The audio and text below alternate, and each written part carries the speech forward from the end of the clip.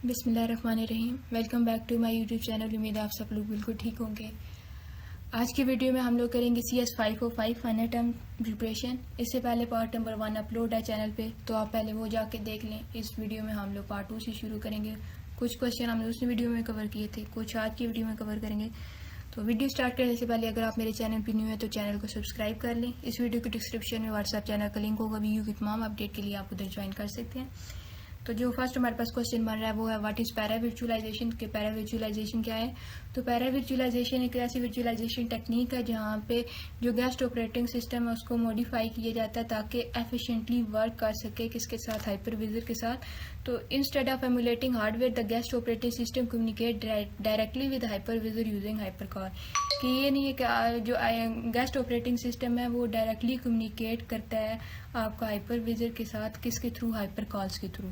अब इसमें जो हमारे पास इसके की फीचर्स हैं वो क्या हैं? ये एक तो रिड्यूस करता है वर्चुअलाइजेशन को, फिर ओवरहेड को, और इम्प्रूव करता है परफॉर्मेंस को। उसके बाद फिर ये रिक्वायर करता है गेस्ट ऑपरेटिंग सिस्टम मॉडिफिकेशन को। उसके बाद ये यूज़ कहाँ पे होता है? एक्सन में और KVM हाइपरविजर में।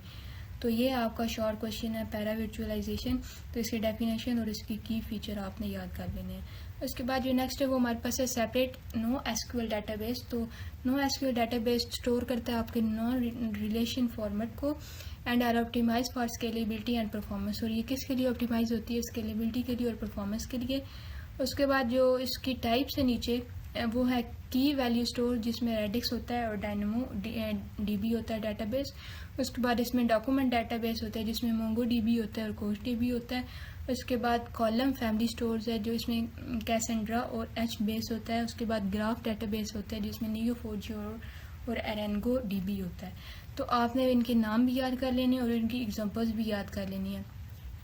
आपके पास दो क्वेश्चन यहाँ से बन सकते हैं कि नो एसक्यूएल डाटाबेस की डेफिनेशन लिखें, उसको डिफाइन करें, और यहाँ फिर आपके पास आ सकते हैं कि type of no SQL database लिखें और साथ उनकी एग्जांपल्स भी दें। तो ये दो क्वेश्चन आपके बन रहे हैं। उसके बाद नेक्स्ट हमारे पास क्वेश्चन है वो है व्हाट आर कंटेनर्स। के कंटेनर्स क्या हैं? तो containers are a light weight portable and self sufficient environments that package application and their dependency together. कि कंटेनर एक ऐसा लाइट वेट और पोर्टेबल सेल्फ सफिशिएंट इन्वायरमेंट है जो पैकेज करता है एप्लीकेशन को, उनकी डिपेंडेंसीज को एक साथ। Unlike virtual machines, container share the host operating system kernel but run independently. ये शेयर करता है होस्ट ऑपरेटिंग सिस्टम को लेकिन ये इंडिपेंडेंटली रन करता है। उसके की फीचर क्या है कि ये फास्टर होता है वर्चुअल मशीन्स के, ये बूट हो जाता है सेकंड में। उसके बाद इसमें फ्यूअर रिसोर्सेज होती हैं जैसे कि non separate OS needed.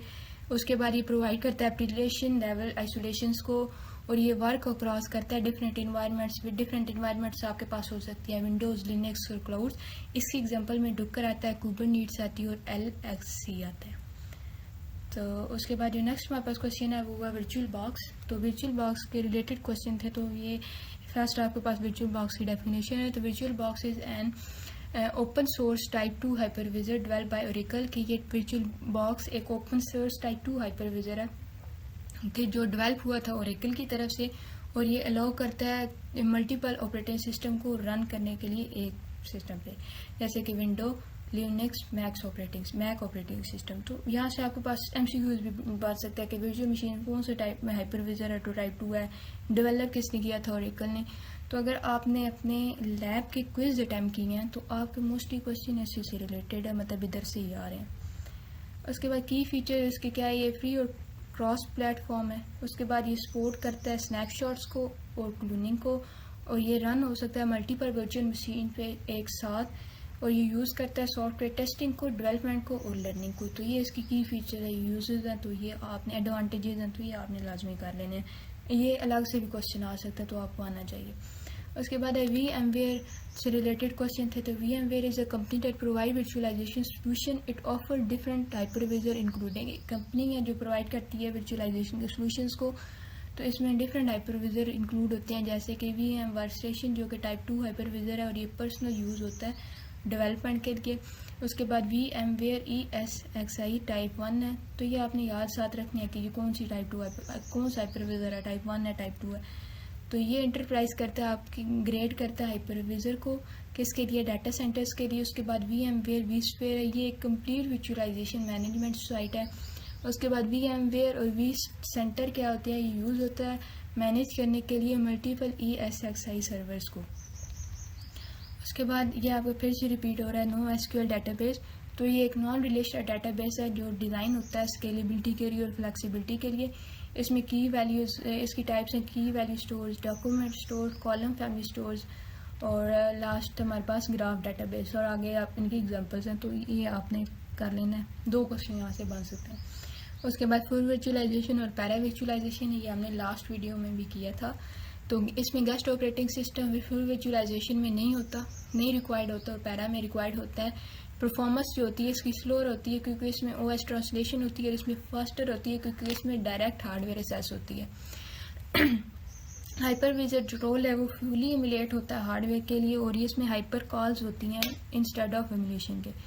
Security इसमें मोर आइसोलेटेड होता है, सिक्योर होता है, और इसमें स्लाइटली लेस आइसोलेटेड होता है। उसमें एग्जांपल है VMware ESXi, माइक्रोसॉफ्ट हाइपर-V, और इसमें एक्सन और KVM आ जाती हैं। तो नेक्स्ट हमारे पास जो क्वेश्चन है वो है demerits of virtual machines. Virtual machines के डीमेरिट, तो इसमें हाई रिसोर्स यूसेज होता है, VMs consume a lot of CPU, RAM and storage reducing performance के। वर्चुअल मशीन्स जो होते हैं वो CPU, RAM और स्टोरेज को ज़्यादा यूज़ करते हैं, जिससे आपकी परफॉर्मेंस लो हो जाती है। उसके बाद स्लोअर परफॉर्मेंस क्या होती है कि ये रन करता है मल्टीपल वर्चुअल मशीन्स को एक होस्ट ऑपरेटिंग सिस्टम पे, तो उसके से क्या होता है आपकी जो परफॉर्मेंस होती है ना वो स्लो हो जाती है। उसके बाद है सिंगल पॉइंट ऑफ फेलियर, कि अगर एक फिजिकल होस्ट क्रैश कर जाता है तो जो भी आपकी वर्चुअल मशीन्स रन हो रही हैं सिस्टम पे वो फेल हो जाती हैं।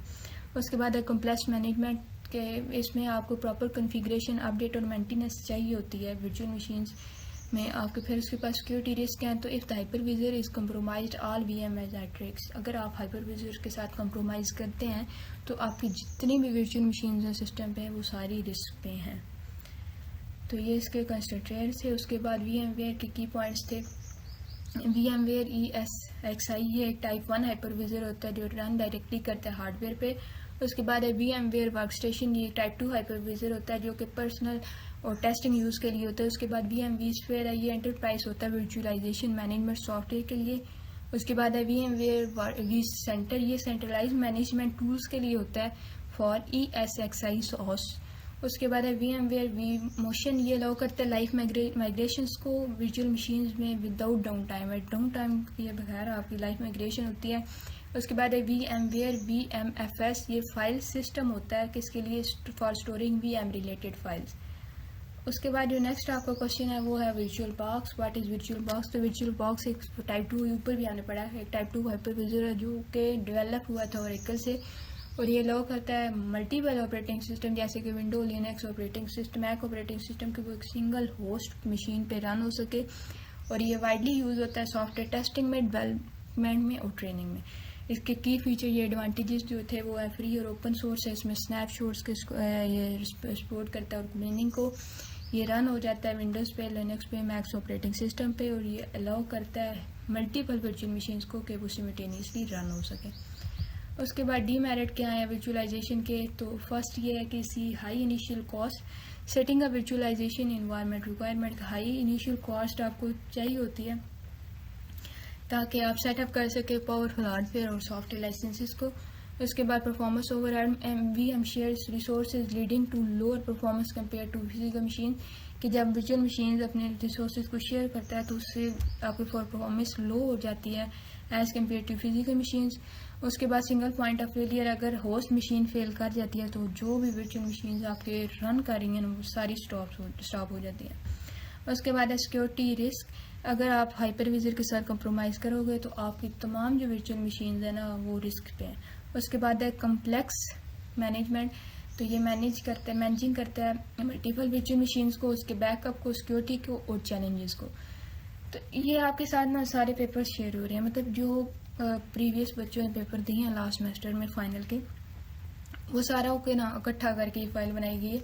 तो ये जो क्वेश्चन रिपीट हो रहे हैं ना ये मोस्ट इंपॉर्टेंट क्वेश्चन है जो आपके पेपर में बार बार आए हैं, तो ये क्वेश्चन रिपीट होंगे तो आप लोगों ने लाजमी कर लेना। जैसे कि अभी फिर वर्चुअलाइजेशन और पैरा वर्चुअलाइजेशन है, ये फिर से रिपीट हुआ है, तो ये मोस्ट इंपॉर्टेंट नाउ क्वेश्चन है, तो आपने इनको छोड़ना नहीं है, करना है। उसके बाद है व्हाट इज़ डाटा सेंटर? तो data centre is a facility that houses serves server storage system and networking devices to store process and distribute large amount of data. एक डाटा सेंटर है एक ऐसी फैसिलिटी प्रोवाइड की करता है that houses server storage system को, networking devices को, कि वो स्टोर करे, प्रोसेस करे और डिस्ट्रीब्यूट करे लार्ज अमाउंट ऑफ डाटा को। उसके बाद जो नेक्स्ट हमारे पास है उसके की पर्पसेस क्या है, तो ये इस फर्स्ट इसका data storage and management, securely store business and application data, कि इसको सिक्योरली स्टोर कर देता है बिजनेस को और एप्लीकेशन डाटा को। उसके बाद है होस्ट एप्लीकेशन एंड वेबसाइट, ये रन हो सकता है क्लाउड बेस्ड सर्विसेज पे। उसके बाद है डिजास्टर रिकवरी, ये प्रोवाइड करता है बैकअप्स को एंड फेल ओवर सोल्यूशन। उसके बाद इसमें बिजनेस कंटिन्यूटी आती है कि ये अवेलेबल होता है 24/7 hours of critical data and services. तो ये आपका शॉर्ट था इम्पोर्टेंट। उसके बाद जो नेक्स्ट हमारे पास नो एसक्यूएल डाटाबेस और इसकी एग्जांपल। तो फर्स्ट आपकी नो एसक्यूएल डाटाबेस की डेफिनेशन है जो अभी ऊपर पढ़ के आए, तो ये हैंडल करता है लार्ज स्केल को, अनस्ट्रक्चर को और सेमी स्ट्रक्चर्ड डाटा को। और उसके बाद फिर उसकी टाइप्स हैं जिसमें की वैल्यू स्टोर्स है, Redis document store, column family store और ग्राफ डाटाबेस। तो फिर आगे से उनकी एग्जांपल्स भी हैं, तो आपने ये लाजमी कर लेना है। ये रिपीटेड क्वेश्चन जो है ये आपके मोस्ट इंपॉर्टेंट क्वेश्चन हैं। उसके बाद आपका यूज़ है आपका वर्चुअल मशीन्स का, तो वर्चुअल बॉक्स तो virtual box is a type 2 hypervisor. तो ये टाइप 2 हाइपरविजर है जिसमें हम रन करते हैं मल्टीपल ऑपरेटिंग सिस्टम को, ठीक है, एक सिंगल होस्ट पे। मल्टीपल ऑपरेटिंग सिस्टम आपके पास विंडोज़ आ जाती है, लिनक्स आ जाता है, मैक ऑपरेटिंग सिस्टम आ जाता है। उसके बाद इसमें सिस्टम डेवलपमेंट और टेस्टिंग आती है, इसमें टेस्टिंग एप्स होती हैं जो कि डिफरेंट ऑपरेटिंग सिस्टम पे होती हैं। उसके बाद ये नेक्स्ट है वो है learning and training to experimenting with different operating system without affecting the host machine, कि आप एक्सपेरिमेंट करते हो डिफरेंट ऑपरेटिंग सिस्टम पे इस तरह के आप होस्ट मशीन अफेक्ट ना हो। उसके बाद आप स्नैपशॉट्स और क्लोनिंग के लिए भी होता है कि वर्चुअल मशीन में बैकअप रिकवरी होती है। उसके बाद क्रॉस प्लेटफॉर्म कंपैटिबिलिटी, ये रन करता है विंडोज़ को, ऐप्स को और लिनक्स पे।